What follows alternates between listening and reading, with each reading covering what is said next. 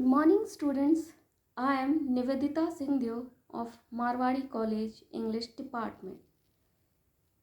Today I am going to take your online classes for English core, that is of 100 marks.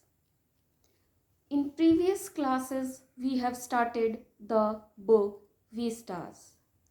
Today we will continue the book Vistas, and we have previously started the lesson number 7 from Vistas. We will continue with the story of Evans Tries an O Level by Colin Dexter. Vistas lesson number 7, Evans Tries an O Level by Colin Dexter. Main characters: Evans, governor, secretary of the examination board, invigilator Stuart McLeary, prison officers Jackson and Stephens, German language teacher.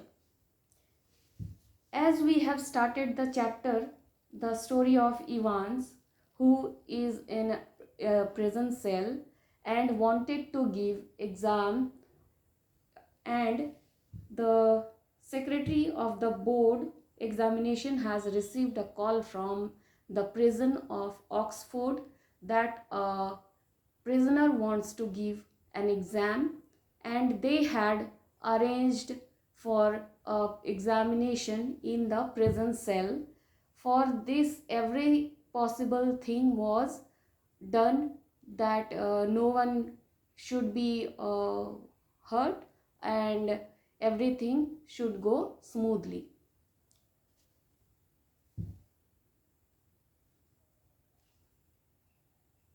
After the examination finished and Stephen has taken McLeary to the main gate, where he has absorbed two abnormalities of McLeary, that is his accent of Scot and his long black overcoat which is reaching almost his knees. Now Stephen wants to take just one last look at Evans. He makes his way to Evans' cell. He opens the peephole once more. "Oh no, Christ, no!" Stephen cries.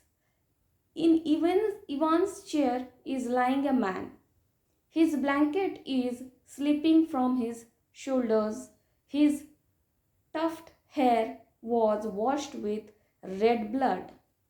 The man is McLeary. Stephen shouts loudly for Jackson. McLeary gives a long moan and tries to speak. He asks them to get the police. He knows where Evans has gone. Almost immediately, sirens start sounding, and within a minute, McLeary, with Jackson and Stephens, is greeted by the governor. McLeary shows him a photocopied sheet cleverly superimposed over the last page of the question paper. McLeary cries, "Elsfield Way." Evans had gone there. The governor is furious. He asks who took Evans to the main gates. Stephens says that he acted as he was directed.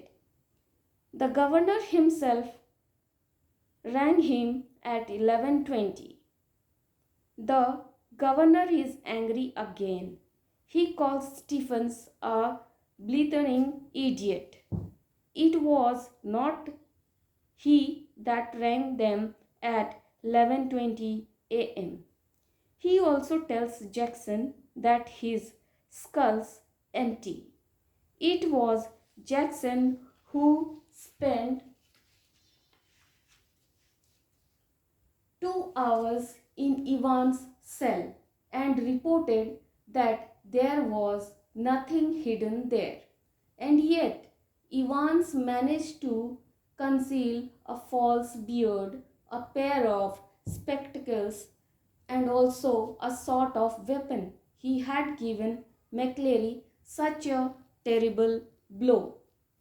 The governor lights a cigarette. He has been a beautifully laid plan. He had left that question paper behind. Perhaps he was careless to leave that clue. He is sure that Mr. Clever Evans will be back inside his cell again.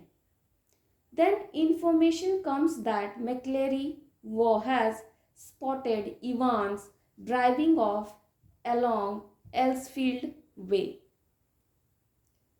The governor asks Carter if he has managed to get McCleary to hospital all right. He is told that McCleary is in the Redcliffe Hospital.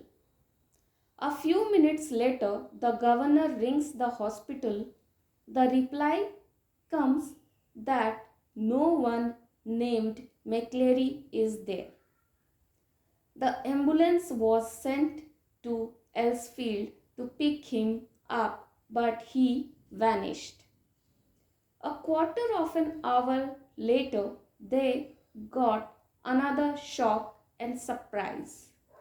They find S. McCleary securely bound and gagged in his study in Broad Street.